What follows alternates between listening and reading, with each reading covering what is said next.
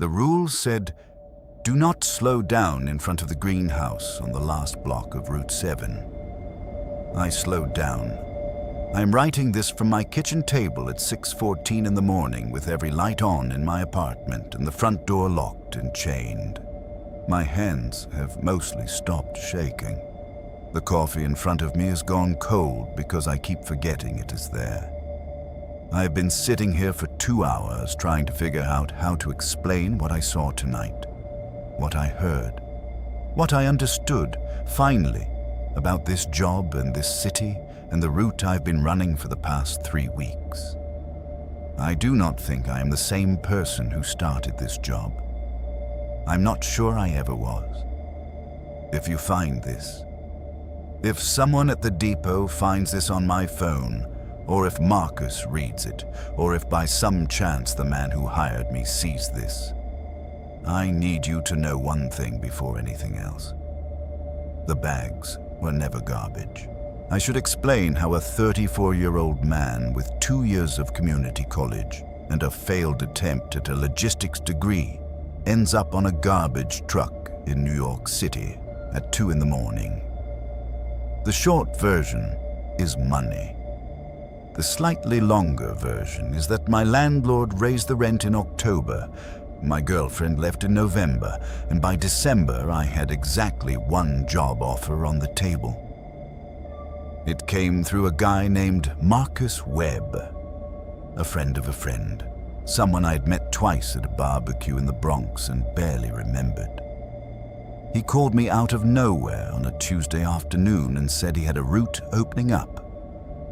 Night collection, outer boroughs mostly. Specific streets in Queens and one long stretch in a part of Brooklyn I had never heard of. The pay was good, better than good, honestly. He named a number that was 50% higher than what the city pays its sanitation workers, and I asked him twice to repeat it because I thought I had heard wrong. I had not heard wrong. "Is it union?" I asked. "Private contractor," he said. "City subcontract. You won't be dealing with union stuff." I told him I needed to think about it. I thought about it for approximately 4 hours, looked at my bank account, and called him back. He told me to meet him at the depot on Thursday. The depot was on a dead-end service road off the expressway in a part of Queens where the streetlights were spaced too far apart and the ones that worked were the orange sodium kind that made everything look like an old photograph. I drove there at 10 p.m. on a Thursday in January, and I remember the cold that night. Not the usual New York cold that sits in your face and your fingers, but a deeper cold, the kind that seems to come up through the ground. My car thermometer read 21 degrees, but it felt like less. The depot itself was a low concrete building behind a chain-link fence. No sign on the gate, no company name on the building. 2 trucks parked in the lot, both older than anything I'd seen the city running. Wide, flat-nosed rigs with hydraulic compactors on the back, painted a dark green that looked almost black under the orange lights. One of them had a crack running from the bottom left corner of the windshield all the way to the top right. It had not been repaired. I remember noticing that and telling myself it meant nothing. The smell hit me before I even got out of my car. Not garbage, or not only garbage. It was underneath the smell of garbage. Something older and heavier, like soil after long rain, like the inside of a basement that has been closed for years. It was not a smell that made me want to gag. It was a smell that made me want to leave. My body registered it before my brain did, and for about 3 seconds I sat in my car with my hand on the door handle and did not move. Then I got out, because rent was due in 3 weeks. Inside the depot, the fluorescent lights buzzed at a frequency I could feel in my back teeth. The floor was poured concrete, stained in ways I did not look at too closely.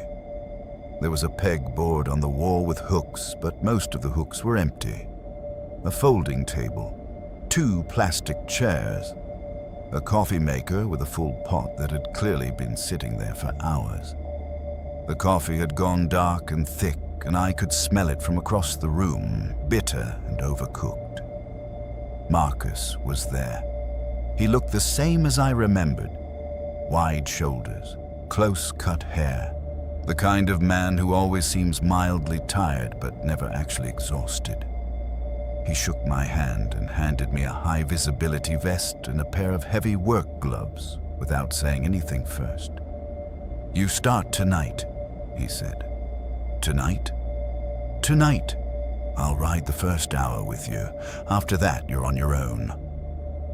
I looked around the depot, at the empty hooks, at the single overhead bulb that was working in the back corner, the others dead or missing, at the window above the folding table that looked out into the lot, and at the way the second truck, the one without the cracked windshield, seemed to be parked at a slightly different angle than when I had pulled in. I told myself the cold was making me see things wrong.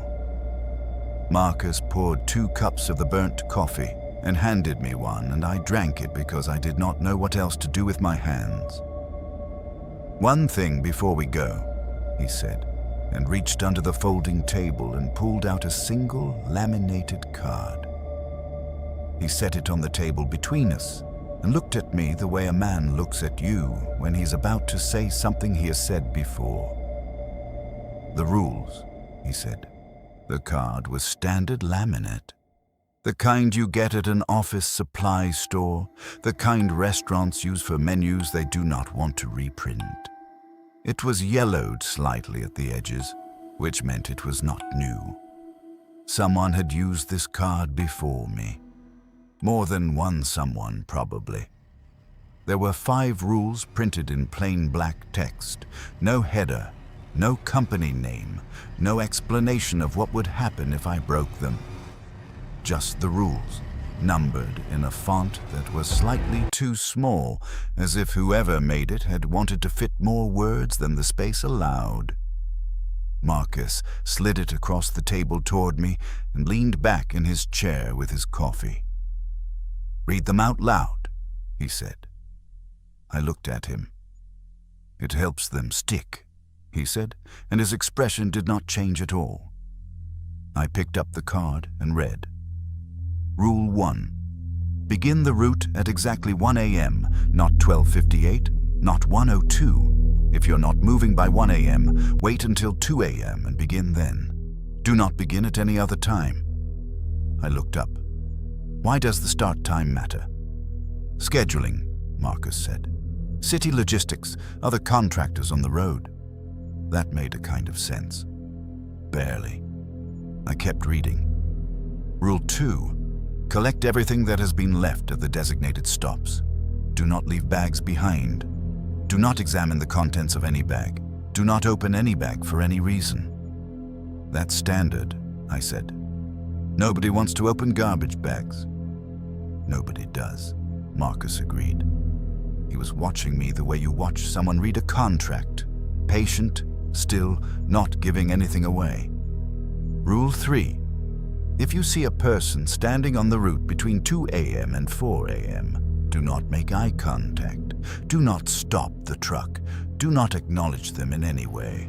Keep moving at the posted speed limit.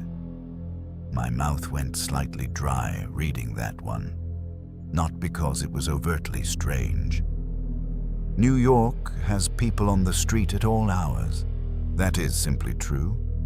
But because of the specificity of it, the window, 2 to 4 a.m. As if whoever wrote this rule knew exactly when the people would be there and exactly what acknowledging them might cost. What people? I asked. People are on the street at night, Marcus said. This is New York. You don't engage. You don't stop. Standard policy for night crews. That's not what it says, I said. It says between 2 and 4 specifically. Read the next one, he said. Rule 4. Do not slow down, stop, or exit the truck in front of the greenhouse at the end of Route 7. If the truck stalls in front of the greenhouse, restart immediately.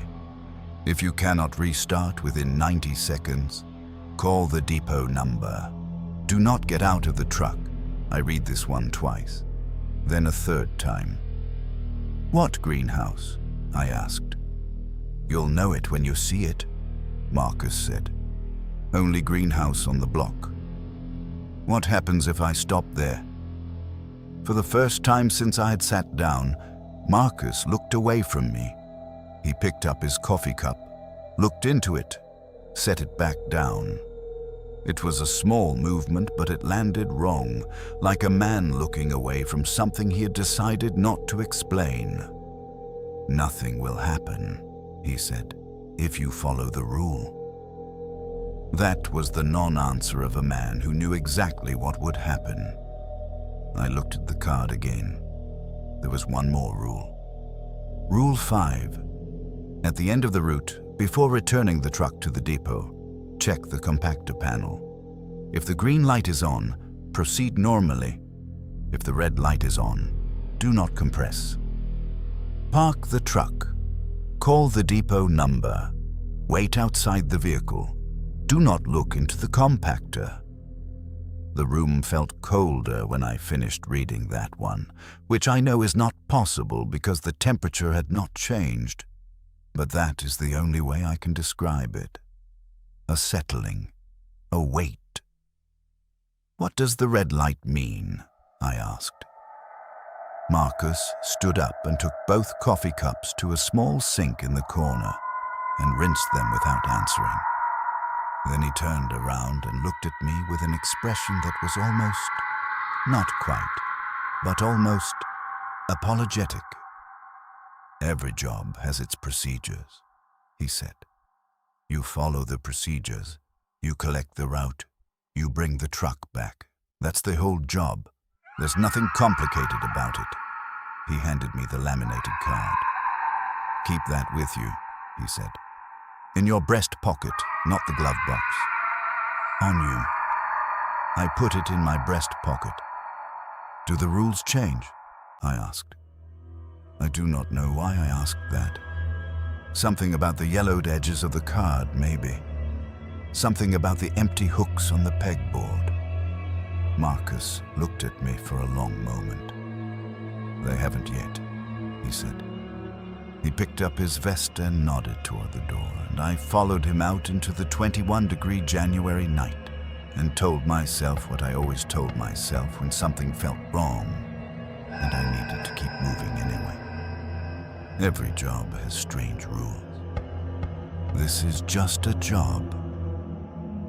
I told myself that for 11 more nights before I stopped believing it.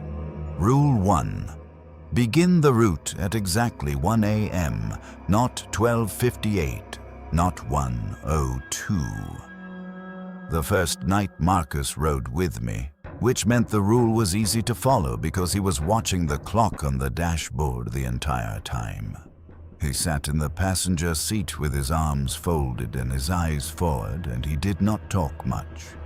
He pointed at stops. He confirmed street names. He told me once to take a wider angle on a turn because the rear clearance on these trucks was worse than I expected. That was the extent of our conversation for the first hour.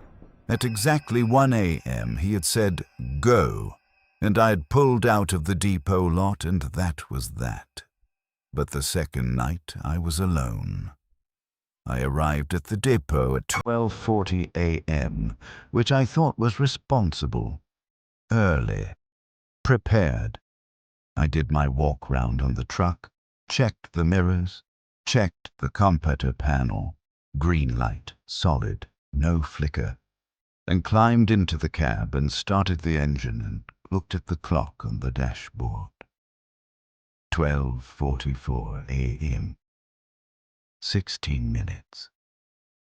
I sat there with the engine running and the heater going, and the orange depot lights coming through the windshield, and I watched the clock the way you watch a clock when you have been told to watch a clock, which means every minute felt like it was taking 4. The depot was completely silent except for the low idle of the engine and the buzz of the fluorescence inside the building, and from somewhere I could not identify, a sound like water moving through old pipes, a low, rhythmic gurgling that I could feel more than hear. 12:51 a.m. I turned the radio on. Static. I found a station playing something with a lot of bass and turned it low, more for the presence of it than for anything else. The cab smelled like old rubber and diesel, and underneath that, the same deep soil smell from the first night, fainter now, like something I was starting to get used to. 12:57 a.m., 3 minutes. I put the truck in drive and rested my foot on the brake and told myself I would wait. I would wait until exactly 1 o'clock. The rule was specific, and Marcus had been specific about the rule and whatever the reason behind it. Scheduling, logistics, some city contract thing I did not understand. I was going to follow it. Then my phone buzzed on the passenger seat. Unknown number, New York area code, but the last 4 digits were all zeros, which looked wrong.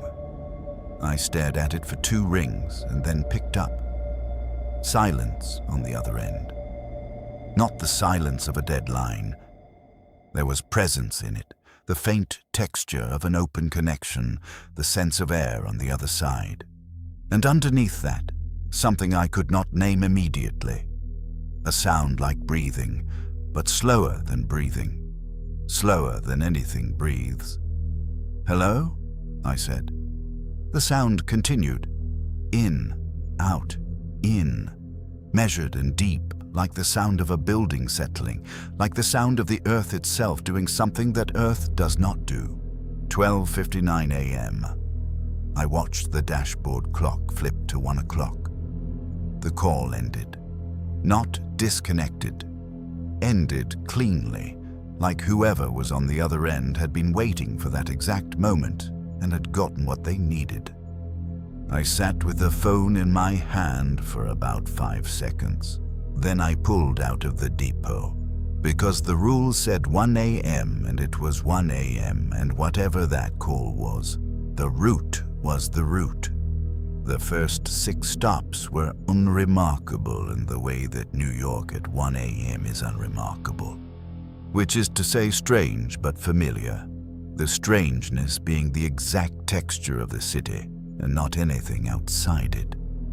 Residential blocks, bags lined up on the curb in rows, black and white kitchen bags mostly.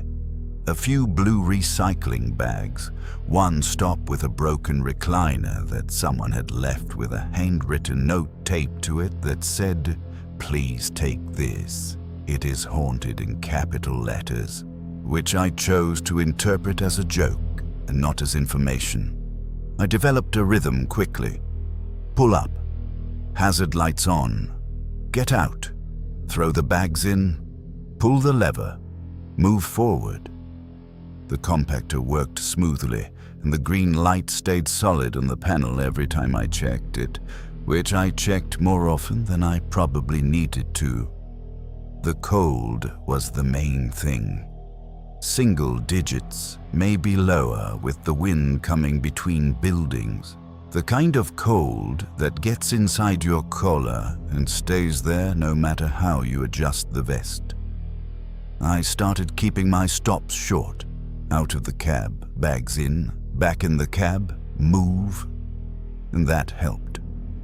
I was 3/4 through the route, somewhere around 3 a.m., working a block in a quieter part of Queens, where the houses were older and set further back from the street, and the trees were big enough that their bare branches made a canopy over the road.